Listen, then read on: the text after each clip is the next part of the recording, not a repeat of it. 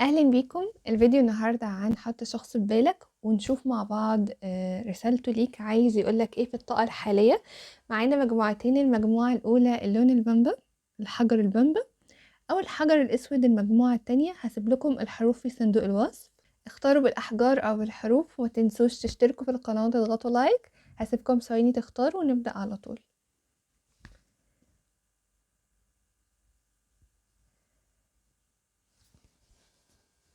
تمام، نبدا. المجموعه الاولى اللي اختارت اللون البامبا، هناخد مع بعض رسالة من الشخص اللي في بالك ليك في الطاقة الحالية، عايز يقولك ايه.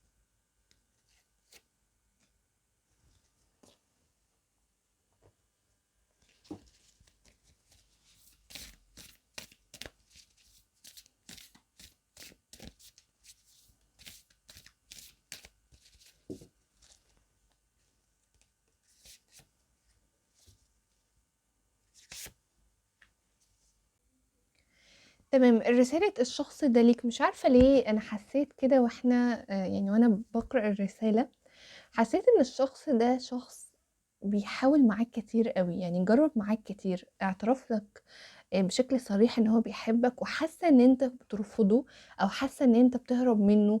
حاسه ان الشخص ده مطارد ليك، انت حاطط نيتك على شخص هو بالفعل بيطاردك. ليه بقولك كده؟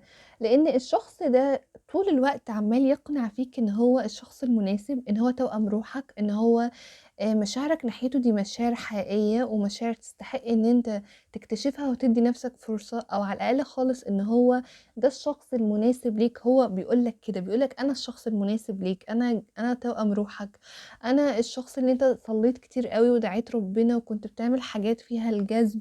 يعني مثلا بتقول توكيدات، بتقول حاجات فيها انك بتجذب توأم روحك ليك. انا الشخص ده، انا ظهرت في حياتك اهو اخيرا، وصلواتك ربنا تقبلها. هو مقتنع بكده، هو مقتنع ان هو الشخص المناسب ليك، وممكن يكون بيقول كده من حبه فيك، يعني عايزك ان انت تقتنع بيه بأي شكل. كمان الشخص ده حاول الفترة اللي فاتت دي ان هو يقولك يعني يتغير عليك، حاول يتغير، حاول ياخد موقف، حاول يعمل حاجة يحمي بيها مثلا كرامته. لان هو بيقولك انا بتظاهر ان انا شخص تاني طول الوقت، انا مش دي حقيقتي. انا حاسة ان هو بيمثل عليك انه مثلا خلاص نسيك، او ان هو بيحاول يتقل عليك، بيحاول يبعد شوية، بيحاول يتعامل معاك بطريقة قاسية شوية او جافة شوية. هو بيقولك دي مش حقيقتي انا. بص، هو ايا كان الطريقة اللي بيتعامل بيها معاكوا دلوقتي، هو في قناع لبسه، هو في حاجة بيتظاهر بيها هو عكسها. ليه بيعمل كده؟ بيعمل كده علشان بيحاول يحمي نفسه، بيحاول يكون بمعنى يعني او بمعنى صريح ان هو بيحاول يحط حدود لنفسه، حدود لكرامته يحمي بيها قلبه. هو عشان كده بيتغير عليك الفترة دي، لكن هو على فكرة بيحبك قوي، ونفسه قوي ان انت تقتنع بيه، نفسه ان انت تشوف الحقيقة وتشوف ان هو فعلا الشخص اللي هو يعني مناسب ليك، واكتر حد مناسب ليك. فبس دي كانت رسالة كده سريعة يا مجموعة رقم واحد.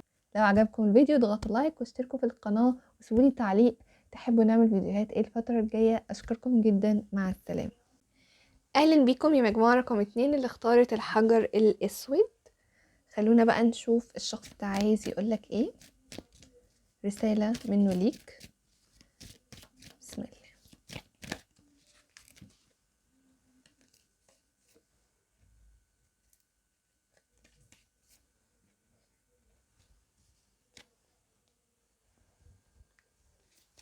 ما تنسوش تشتركوا في القناة وتضغطوا لايك.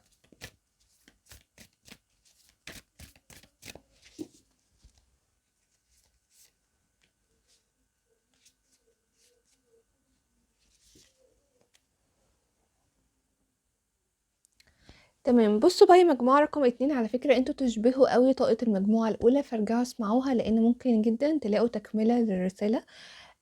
الشخص ده من الواضح يعني ان هو حاجة من الاتنين، وانا هقول لكم الاحتمالين. بس اول حاجة خالص هو بيقولك ايه؟ هو بيقول لك حاول تعبر عن الرومانسية اللي جواك، حاول تطلع الحب اللي جواك. انت ليه كابت نفسك؟ انت ليه قافل قلبك؟ انت واضح ان انت مش مديله وش قوي الشخص ده، مش بتعبر له عن مشاعرك.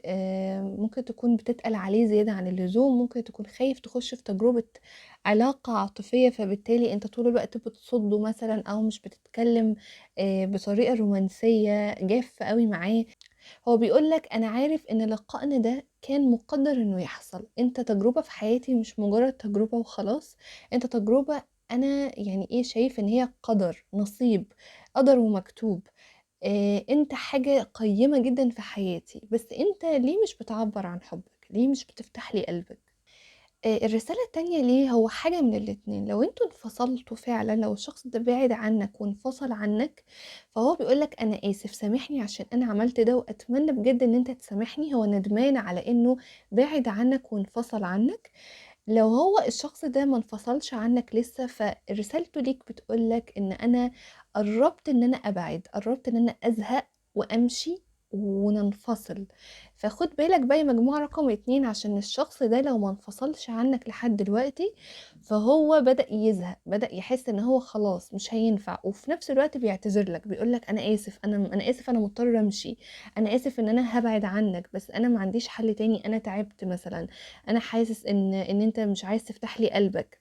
فلو هو انفصل عنك بالفعل، فهو يعني الوضع هنا هيختلف، ورسالته ليك هتكون اعتذار وندم وعايزك تسامحه، وممكن كمان يكون عايز يرجع لك تاني. لكن لو هو لسه ما انفصلش، فالمجموعة دي هيكون فيها احتمالين. اللي لسه ما انفصلش عنه خد بالك، علشان الشخص ده بيفكر في الانفصال، وبيفكر ان هو يبعد عنك، وهيبقى شايف ان هو غصب عنه، هيقولك انا اسف، انا اسف، انا سامحني، انا مضطر امشي مثلا. فاهمين ازاي؟ لكن لو هو زي ما قلت لك كده، الاحتمال التاني، لو انتوا اوريدي انفصلتوا، فهو برضه هيبقى ندمان، وهيبقى نفسه كمان ان انتوا ترجعوا، بس هو نفسه ان انت تعبر عن حبك، ونفسه ان انت تفتح صفحة جديدة معاه، ونفسه ان انت تفتح قلبك وتحاول تكون رومانسي معاه. فبس دي كل حاجة يا مجموعة رقم 2. ما تنسوش لو عجبتكم القراية تشتركوا في القناة وتضغطوا لايك. بحبكم جدا، مع السلامة.